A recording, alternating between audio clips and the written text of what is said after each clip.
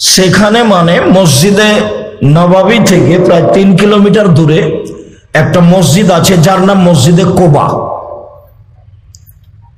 সেই মসজিদে 2 রাকাত সালাত আদায় করলে কাবা ঘরে উমরা করলে যে নেকি হয় সে নেকি হয়। 1.5 লক্ষ টাকা খরচ করে মানুষ উমরা করতে যায়। জিদ্দা বিমানবন্দরে নামার পূর্বে মানুষ বলে লাব্বাইক উমরাতান, উমরার জন্য উপস্থিত। তারপর বলতে থাকে লাব্বাইক আল্লাহুম্মা লাব্বাইক লাব্বাইক লা শারীকা লাক লাব্বাইক ইন্নাল হামদা ওয়ান নি'মাতা লাকা ওয়াল মুলক লা শারীকা লাক। তোমার দরবারে উপস্থিত, আমি তোমার দরবারে উপস্থিত, প্রশংসা তোমার, অনুগ্রহ তোমার, রাজত্ব তোমার, কোনো শরীক নাই তোমার। এটা জোরে চিৎকার করে বলতে হয়। এটা হলো প্রথম কাজ। তারপর কাবা ঘরে গিয়ে তওয়াফ শুরু করবে। যখন তওয়াফ শুরু করবে তখন এটা বাদ দিয়ে এবার তাসবিহ শুরু করবে। আল্লাহু আকবার, বিসমিল্লাহ, আল্লাহু আকবার বলে ঘুরতে থাকবে।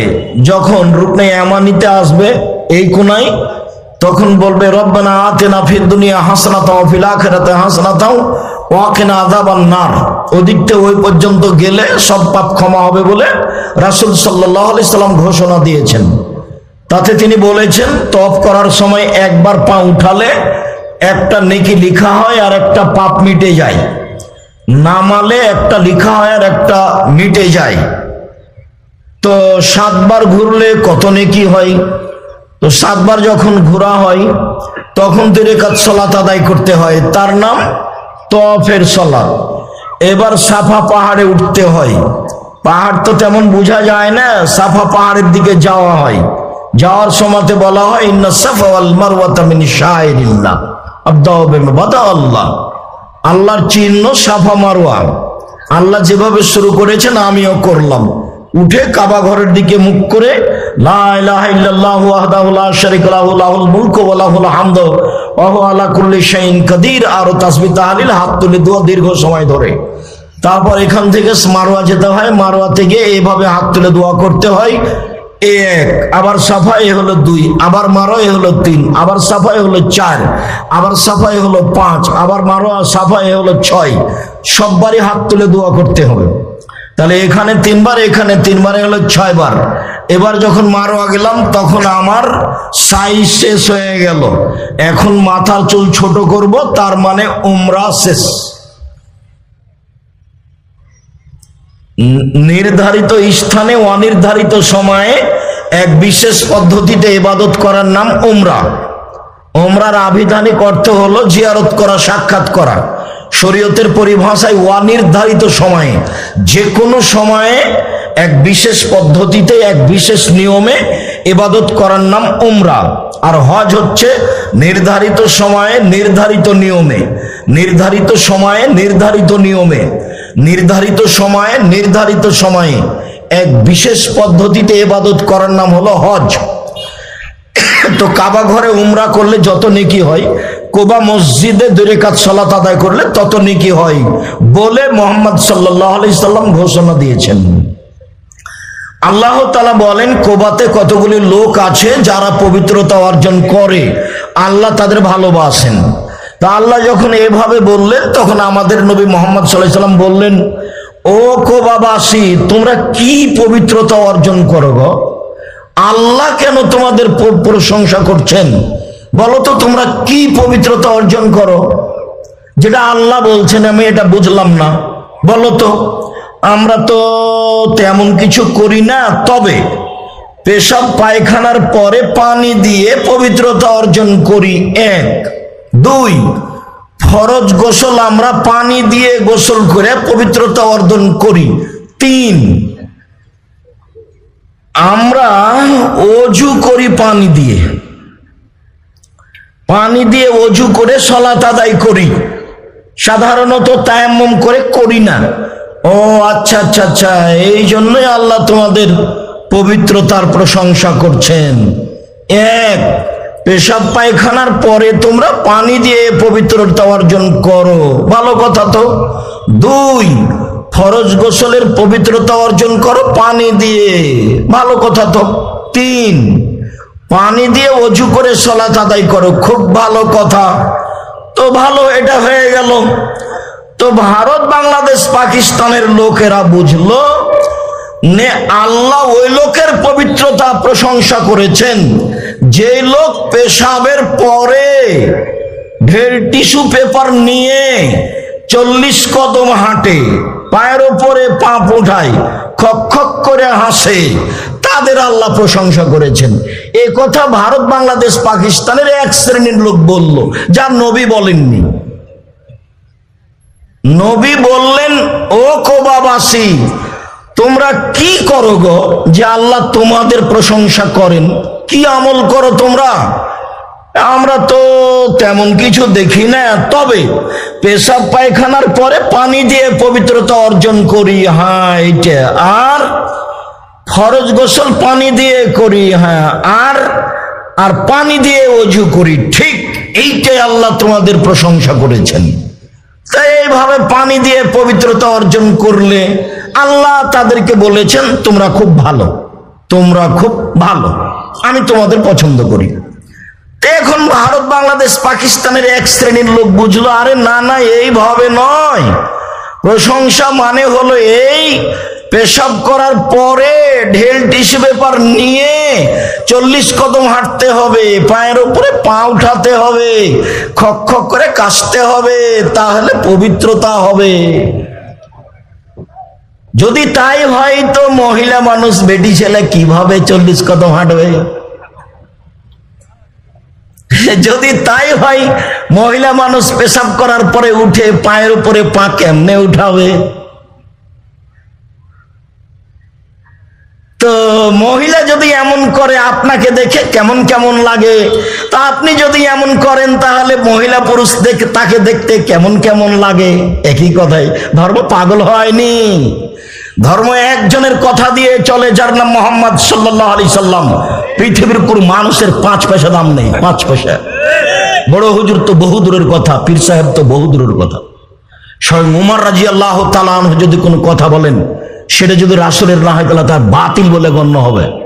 এর নাম ধর্ম, এর নাম ইসলাম। কারো কাছে নত স্বীকার করে না। পৃথিবীতে কোনো সময় নত হয় না। ঘোষণা দিয়েছিলাম করোনার সময়, সারা পৃথিবীর মানুষ যদি 3 ফুট পর পর দাঁড়ায় তবুও হবে না। কাবা ঘরে যদি আর কোনোদিন কিয়ামত পর্যন্ত পায়ে পা না মিলাই, তবু এটা রাসূলের সিদ্ধান্ত নয়। কিয়ামত পর্যন্ত না মিলালেও হবে না রাসূলের সিদ্ধান্ত। আল্লাহর নবীকে আবার আসতে হবে দুনিয়াতে, এসে বলতে হবে, পৃথিবীর মানুষ, আগে যা বলেছিলাম, এখন তোমরা 3 ফুট পর পর দাঁড়াও, তাহলে হবে। এছাড়া কাবা ঘরে যদি কিয়ামত পর্যন্ত আর কোনোদিন পাশাপাশি না দাঁড়ায়, তবে এটা বৈধ হবে না। যা ছিল তাই থাকবে। তার নাম নবী মুহাম্মদ সাল্লাল্লাহু আলাইহি সাল্লাম। একটাই মানুষের কথা চলে, কে বাইশাতের পাগড়ি পরে ধর্ম প্রচার করছে ওটা রাখেন, কে আলখাল্লা জুব্বা পরে ধর্ম প্রচার করছে ওটা রাখেন। যার কথা নবীর কথার সাথে মিল হবে সেটাই কথা। সে মুচি হোক, না হলে চামার হোক, না হলে ডোম হোক, না হলে সেটা আব্দুর সাহেব হোক, না হলে মাঠ ঘাটের, না হলে আপনার ড্রেনে পড়ে আছে সে হোক। কথা যদি রাসূলের হয় বাস। মুহাম্মদ সাল্লাল্লাহু আলাইহি সাল্লাম শক্ত ভাষায় বলেছেন, কাফাবিল মারে কাযিবানা ইউহাদ্দিসু বিকুল্লি মা সামিয়া। পৃথিবীর মানুষ শুনে রেখো, কেউ যদি ধর্মের কথা বলে তাহলে সে যেন তদন্ত করে বলে। বহু মানুষ আমার নামে মিথ্যা কথা বলবে। এদেশের মাটিতে প্রায় 3 লক্ষ নবীর নামে হাদিস আছে, আমার কাছে আছে 10,000। মানুষের বানানো হাদিস আমার কাছে কতটি আছে? প্রায় 10,000। আল্লাহর নবী এই কথা বলছেন, তাই তিনি বলেছেন, পৃথিবীর মানুষ, বাল্লিগু আন্নী ওয়ালা আয়া, আমার একটি কথা জানা থাকলে অন্যকে বলো। ওয়াহাদ্দিসুন বানি ইসরাইল ওয়ালা হারাজ, বানি ইসরাইলের কাহিনী বলো, কোনো দোষ নেই, ভালো কথা, দুইটাই ভালো। 3 নম্বর বাক্যে তিনি বললেন, পৃথিবীর মানুষ মনে রেখো, মান কাযাবা আলাইয়া মুতাআম্মিদান ফালিয়াতাবাওয়া মাকআদাহু মিনান নার। কেউ যদি কোনো কথা আমার নামে বলে, সেই যে কথা যদি আমার না হয়, তাহলে তার থাকার জায়গায় জাহান্নাম। জুব্বা যত বড়ই হোক, পাগড়ি যত বড়ই হোক, টিকার কোনো পথ নাই বিচারের মাঠে। এক, আমার একটি কথা জানা থাকলে অন্যকে বলো। দুই, বানি ইসরায়েলের কাহিনী বলো, দোষ নেই। তিন, কেউ যদি কোনো কথা আমার নামে বলে, সেই কথা যদি আমার না হয়, তাহলে তার থাকার জায়গায় জাহান্নাম, হুজুর যত বড়ই হোক। হুজুর যদি কাবা ঘরে সিজদা করে, কোনো লাভ নেই। ধরেন কথার কথা যে আমি ওযু করছি আর কাঁধ মাসা করছি আর বলছি যে এটা নবী বলেছেন। যদি নবী না বলে থাকেন ভালো, যদি বলে থাকেন তাহলে ভালো, যদি না বলে থাকেন তাহলে কি হবে? বলে থাকলে ভালো, যদি না বলে থাকেন তাহলে কি হবে? কাজেই মাওলানা সাহেবের মুখ দিয়ে কথাটা বের করার পূর্বে আগে এটা ঠিক করে নিতে হবে। মুকশিদুল মুমিনিন বইয়ের প্রথমে লেখা আছে, এক ওয়াক্ত নামাজ কাজা করলে 80 হোক বা জাহান্নামে থাকতে হয়। দেখি বের করেন তো কোথায় লেখা আছে, হাদিসটা কোথায়? আমি তো সময় দিয়েছি কিয়ামত পর্যন্ত, তো তখন আমি আর কিয়ামত, আমার মরণ আমার কিয়ামত, আমি যতদিন বেঁচে আছি দেখে নিয়ে আসেন। আমি তো সময় দিয়েছি যে সাদ্দাদের কাহিনী বের করতে হবে কোথায় আছে, তাতে আমি কিয়ামত পর্যন্ত সময় দিয়েছি। তা আমার কিয়ামত মানে আমি যেদিন মরবো, আমার মরা পর্যন্ত নিয়ে আসেন দেখি কোথায় আছে। কোরআন মাজিদের গায়ে লেখা আছে শরীফ, আমি বলেছি মাজিদ। শরীফ কোথায় যেটা বের করার জন্য 30 বছর থেকে বলছি, 34 বছর থেকে, 90 সাল থেকে বলছি। কেউ বলে না, একটু কানে কানে ফিস ফিস করেও বলে না যে আব্দুর রাজ্জাক সাহেব কোরআন মাজিদকে শরীফ বলা যাবে। তো আছে, যে কোরআন হাদিসে আছে, সেটাই তো আমি শুনতে চাচ্ছি। বললেই তো হয়। কোরআন মাজিদ শেষ করেন, দেখেন লেখা আছে 1 পৃষ্ঠা দোয়া, আর একটা 4 ভাগের 1 ভাগ পৃষ্ঠাতে লেখা আছে কিয়ামত পর্যন্ত সময় দিয়েছে, না আমার মরা পর্যন্ত। এই দোয়া মানুষ প্রমাণ করতে পারবে না এটা রাসূলের মুখের, তাহলে হুজুরের কি হবে? সেখানে কতগুলি লোক আছে তারা পবিত্রতাকে ভালোবাসে, আল্লাহ তাদের ভালোবাসেন। ও কোবাবাসী, তোমাদের আল্লাহ প্রশংসা করেন। তোমরা কি পবিত্রতা অর্জন করো বলো তো দেখি। আমরা পেশাব পায়খানার পরে পানি দিয়ে পবিত্রতা অর্জন করি, 1। 2, ফরজ গোসল পানি দিয়ে পবিত্রতা অর্জন করি। 3, পানি দিয়ে ওযু করে সালাত আদায় করি। হ্যাঁ ঠিক, এই জন্য আল্লাহ তোমাদের প্রশংসা করছেন যে হ্যাঁ ওরা খুব পবিত্র ভালো মানুষ।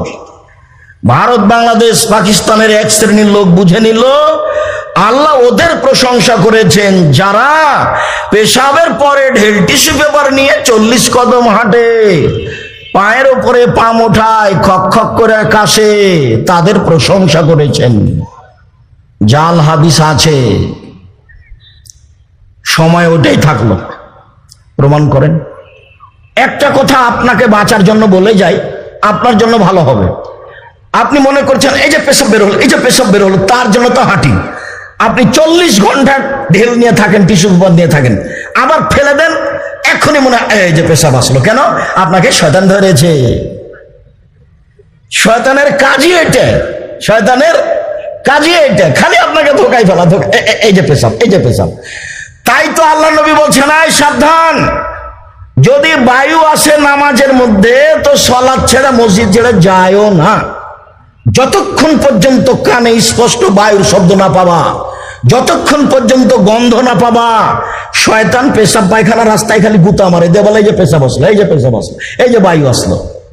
আপনার জন্য উচিত কি জানেন? ওকে সরানোর জন্য ওকে বলতে হবে, এই সর সর সর শয়তান সর, আমার পেশাবে কাপড় ভিজে যায় তবু আমি আর সালাত আদায় করবো না, যা করেছি এটাই সর, তুই সর, তোকে একবার লাথি দিয়ে বিদায় করে দেবো, সর শয়তান সর।